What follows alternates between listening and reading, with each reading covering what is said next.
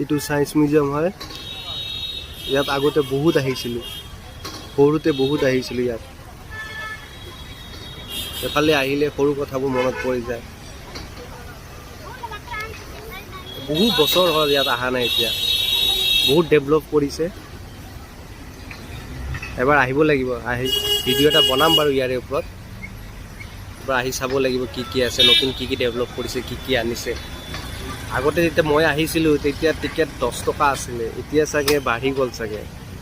এতিয়া টিকেট 60 টকামান হৈছে। মই ভিডিঅ'ৰ শেষত দি দিম টিকেটৰ মেনুটো, তাত চাই ল'ব পাৰিব আপোনালোকে টিকেটৰ প্ৰাইচবোৰ, গাড়ী পাৰ্ক কৰিলে কিমান টকা লয় এইবোৰ চব চাই ল'ব পাৰিব।